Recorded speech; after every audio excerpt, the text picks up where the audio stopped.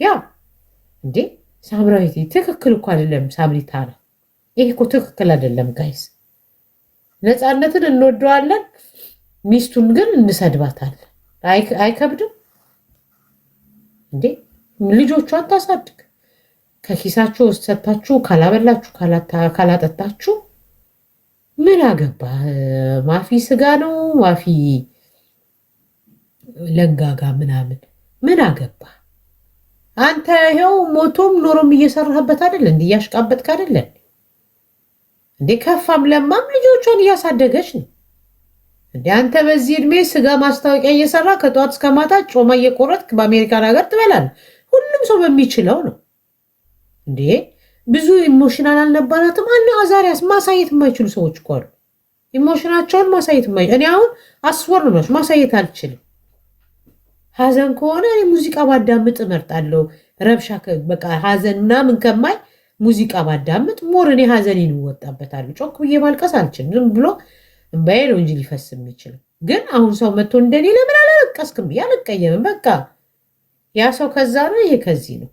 ሺዝ ፍሮም ትግራይ ከየትም ትሁን እኔ ሰው መሆኗን ነው። አንተ ዘሯን ቁጠር፣ እኔ ሰው መሆኗን ላስቀድም። አይሻል? እንደዛ ይሻላል። አይ ቲንክ በእድሜ የገፋ ሰው መሆን አለብህ። እሺ በእድሜ ገፋ ና እዚህ ጋር ተመጣጣኝ እድሜ ያላቸው ሰዎች ስለ እሷ እንጂ ስለ ዘሯ አይደለም። አንተ ብቻ ነህ ጭንቀት ውስጥ ያለው ኮሳሳ መናጢ። እኛ ምን አገባን? ዘሯ ምንድን ነው?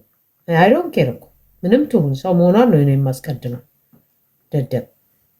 ስለዚህ እኔ ያላቅም ነች። እኔ እንጃ አላቅም፣ ግን ቢሆንስ ምን እንደሆነችም አላቅም። ደግሞ ማወቅም አያስፈልገኝም። በቃ ኢሞሽናቸውን ማሳየት የማይችሉ ውስጣቸው እርር ድብን ያሉ ሰዎች አሉ። ዊኔቨር ነው እኮ ጋይስ። ሜቢ ተጣልተውም ሊሆን ይችላል እኮ እኛ በማናውቀው ሰው በማይሰማው ሰው በማያውቀው የሰው ልጅ ገበና የሚወጣው እድሜው እንደሚወጣው ልክ ሲሞት አይደለም። ስለዚህ የእነሱም ደግሞ ጥሩ ነገር ያልነበራቸው ጥሩና አሪፍ ቢሆን ኖሮ አሜሪካም እኮ መስራት ይችላል። ከኢትዮጵያ ሰርቶ ከሚልክ አሜሪካም ሆኖ መስራት ይችላል። አልተስማማንም፣ አልተግባባንም፣ ሌላ ነገር ነው። እኛ የምናየው የሚዲያውን ነው፣ የውስጣቸውን አናይ። እንዴት ነው ማልቀስ ያለበት ለዚህ ህዝብ? ካኩናሻ አንዱ ፈስቶ ወጥቶ እዚህ ቤት ምን ትሁን ምንም ነፂ አግብታው ኖራ ምን አገባት? ኤግዛክትሊ ምንም ትሁን ማንም ትሁን መስደብስ ትክክል ነው ብላችሁ ታምናላችሁ? እንደው ስለ እውነት ለመናገር አሁን እንደ ማፊያ አይነት ሰዎች ሚዲያ ላይ ወጥቶ አስመሳይ ፀጉርሽን እንዴ ያኑ ግጥም አድርጋ እንኳን ተሰራች ፀጉሯን። እኔ እንደውም ሰዎች እንደዚህ ነው መሆን ያለባቸው፣ ጥቁር ልብስ መልበስ የለባቸው። ስለ እውነት አሁን ዛሬ መቃብር ቦታ ሄጄ ሳይ ሰው ልጅ ከንቱ እንደሆነ አየሁ። ለካ መቃብር ውስጥ ስትገቡ አፈር ይነሰንሳል። ገባችሁ? አደያ አላየሁም። ምን ተፈጥሮ ነው አፈር ይነሰንሳልና ምን እንደሆነ ትርጉሙም አልገባኝም። ግን በቃ ለመጀመሪያ ጊዜ በህይወት ዘመኔ ለመጀመሪያ ጊዜ ነው ቀብር ያየሁት። እመኑም አትመኑም ለመጀመሪያ አደዬ አይ ቲንክ እሱን አውቃለሁኝ ግን አላየኋቸው። ያ ገባችሁ? ለመጀመሪያ ጊዜ ነው መቃብር ቦታ ሄጄ ያየሁት። ሀዘን ሳይገጥመኝ ቀርቶ አይደለም፣ ሀዘን አጋጥሞኛል ግን አልተገኝቼ አላቅም። ሀዘን ላይ በፍጹም እድሉን እንደዚህ አይነት የሀዘን እድል ይባላል ሀዘን ላይ ሄጄ አላቅም። ሀዘን አይቼ ደርሼ አላቅም ነው የሚባለው። ሳምታይምስ እኮ ዘላብዳለሁ እድሉን አላገኘውም ይባላል። እንደረ እድል ደግሞ የሀዘን እድል አለ ኤኒዌይ ያንን እንትን ሄጄበት አላቅም ይባላል። እድሉን ኦኬ አይቼ አላቅም። ይሄን ሁሉ ዓመት ስኖር እዚህ ሀገር ሀዘን ለቅሶ ቀብር አይቼ አላቅም። አባቴ ሞት ኢትዮጵያም ጭራሽ አታስቡት። እኔ መቃብር ቦታ አራቸውን ይታራል ስለሚባል ሄጄ አላቅም።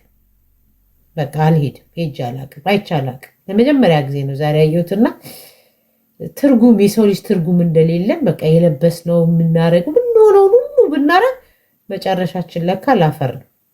እና አይ ቲንክ በእድሜ ሳይሆን በጭንቅላት ዛሬ አደግኩ ብዬ ነው ያልኩት። በጭንቅላት በቃ አንድ ነገር በጭንቅላቴ እንዳድግ አረገኝ። በቃ ሰው መሆን ትርጉሙ ምን እንደሆነ መጨረሻው ገባኝ ማለት ነው። አፈር ሲነሰንሱ አበባ ሲያስቀምጡ ምናምን ሳይ በቃ አንድ የሆነ ነገር ገባኝ እና በጣም ሀዘንተኛውም አውጥቶ ማልቀስ አይችልም። እኔ እንደውም ምን ይመስለኛል መሰላችሁ የሚያስለቅሳችሁ አንደኛ የሰዎቹ አለቃቀስ ያስለቅሳችኋል። ሁለተኛ የራሳችሁ ነገር ነው የሚያስለቅሳችሁ። ብዙ ጊዜ እኔ አሁን ዛሬ ያየሁት ነገርም ቢሆን ግን ሞር በቃ ለካ እንደዚህ ነው የሚቀበሩት ሰዎች ማለት ነው ብዬ ያልቀበርኳቸው ከፋሚሊ ሜምበሮቼን በቃ እንዳስብ አደረገኝ። የማላውቀውን ነገር እንዳውቅ አደረገኝ። ያላየሁትን ነገር እንዳያደረገኝና ገረመኝ። አሁን እሷ ደግሞ ግን ምንድነው የኔ ደስ የሚለው ሰው ልጅ እኔ የማምነው ምንድነው ንጹህ ልብስ መልበስ አለበት፣ ቆንጆ መሆን አለበት። በቃ ፀጉሩ ምኑም ሁሉ ነገሩ ቆንጆ መሆን አለበት። የሚያዝነው ልባችሁ እንጂ ልብሳችሁና ፀጉራችሁ አይደለም።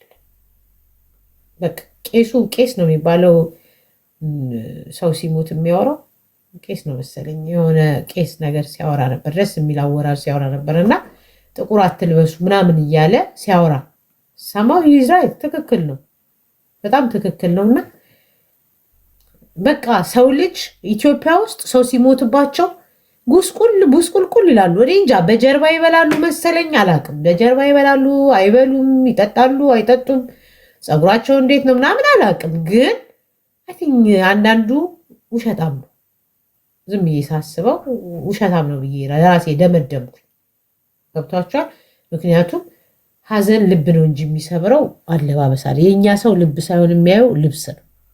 በቃ ጥቁር አልለበሰችም፣ ፀጉሯን አልተላጨችም፣ አልነጨችም፣ አብራ ገደል ውስጥ አልገባችም ምናምን ለማለት ያያል እንጂ ቱ ቢ ኦነስት ከዛ ውጭ አሁን ማፊ የምትባል ሆዳ እሷን ስትናገራት አይ ቲንክ አላገባህም፣ አልወለድክም፣ ሚስትም የለህም፣ አንተ ዝም ብለህ ስጋ ቆራጭ ነህ እንደገባኝ ከሆነ በአሜሪካ ውስጥ እሷን ስትናገራት ባለቤቷን የልጆቿን አባት ተቆርቁረህለት ነው የሰደብካት።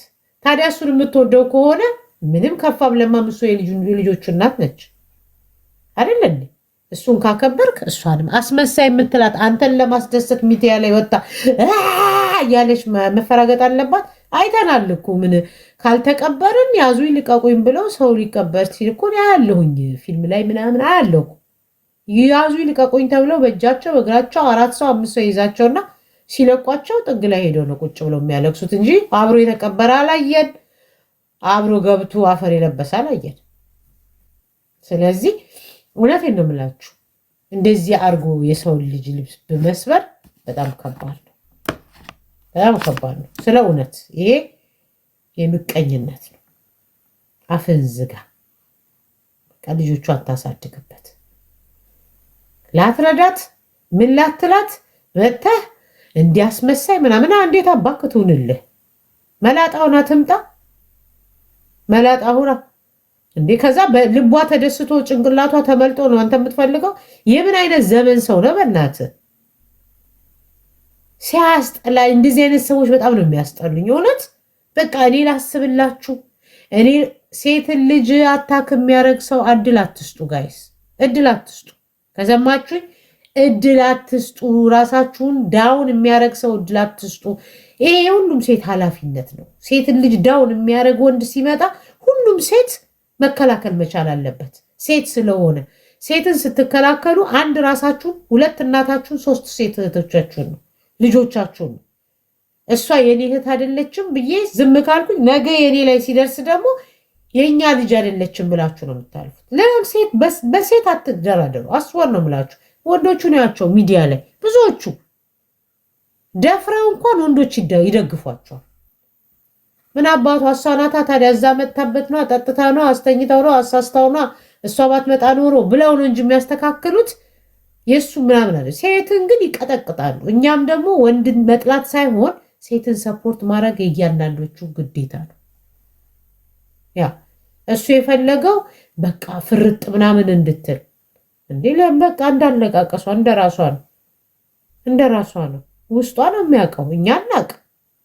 ብትጣሉትም እኮ እንኳን አይደለም በፍቅር በጸብም የተለያችሁት ወንድ እኮ ሲያዝን የፈለገ ቢሆን ሞቱን አትመኙ። በጣም ሴትዬ ማን ነው ሚሞ እጋብዛችኋለሁ፣ ግን እሷን እንድትናገሩ አይደለም እኔ የምጋብዛችሁ፣ እሷን እንድትናገሩ አይደለም። ኦኬ ጤና ይስጥልኝ። ኩሊያ እንዴት ነሽ? ደህና ነኝ። ቦቼ እየሰማ ነው ይሄን ነገር የምታወሪ? ምን አገናኝ? አይ ቦቼ ይሰማል ብዬ ነው። ሴቶች አይሎም ቶፒኩ አልገባኝም። ስመጣ ግን ሰላም ለማለት ያክል ነው። እንዴት ነሽ? እንዴ እንትን ምን አጣጣልሽ? ይመጣል ጣልጣላች አላወኩም። ደስ አይልም በእውነት ቦቼን የሚጠላው ልጅ